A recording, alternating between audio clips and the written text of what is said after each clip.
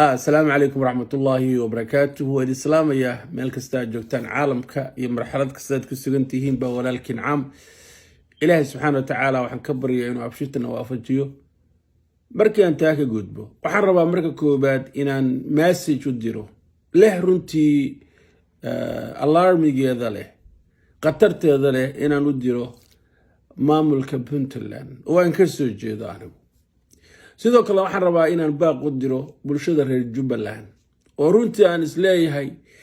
sida wax u socdaan markaa fiirisid waxa macquul ah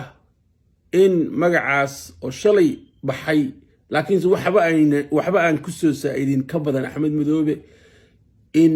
loo isticmaalo maxay in dad reer Puntland maamulka Puntland oo runtii Jubbaland meelo badan kasoo saaray siyaasad ahaan in maanta lagu torture gareynayo Xasan Sheekh Maxamuud uu rabo maxay inuu ku torture gareeyo maxaan ka wadaa basleeda dabcan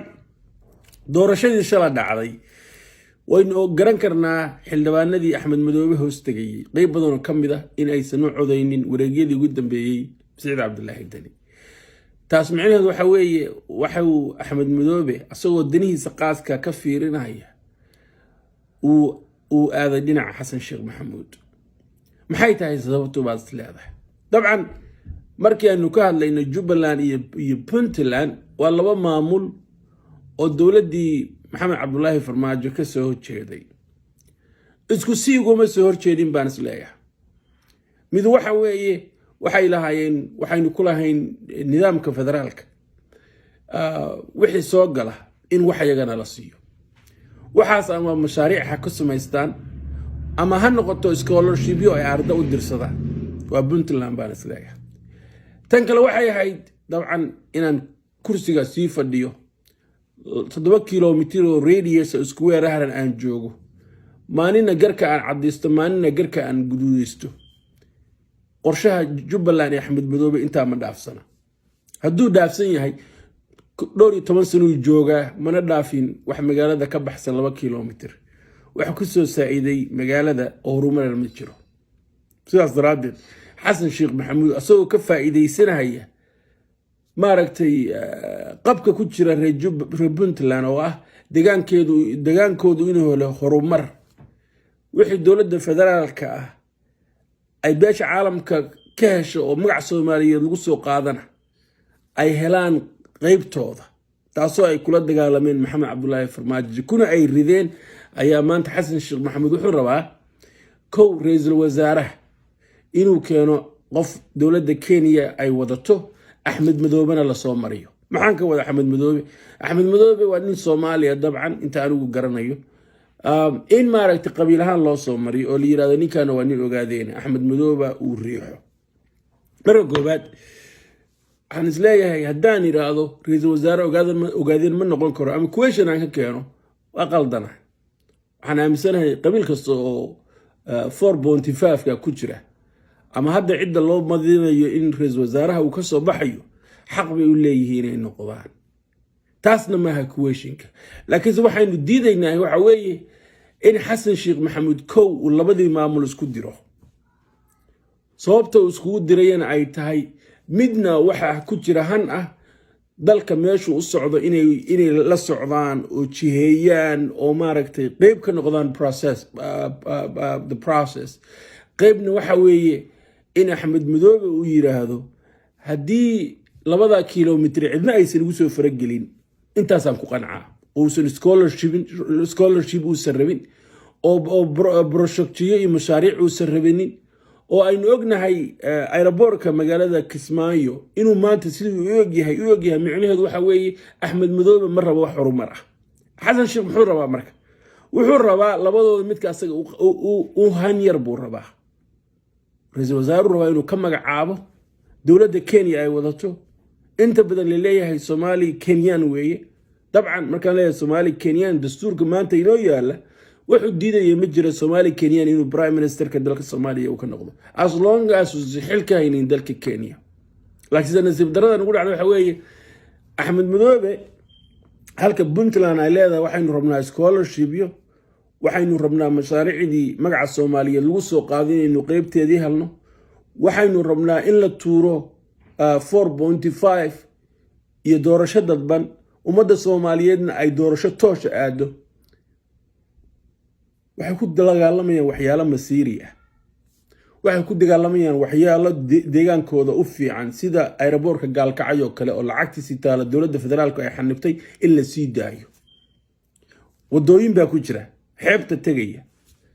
oo dowladii Maxamed Cabdullaahi Farmaajo ay xanibtay waxa la rabaa marka mashaariicdaas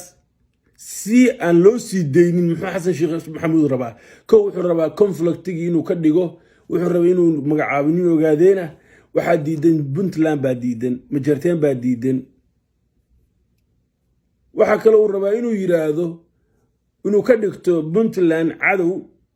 asagoo Axmed Madoobe wata oo markaas ay Puntland lagu sameeyay waxa la yiraahdo alienation macnaha oo la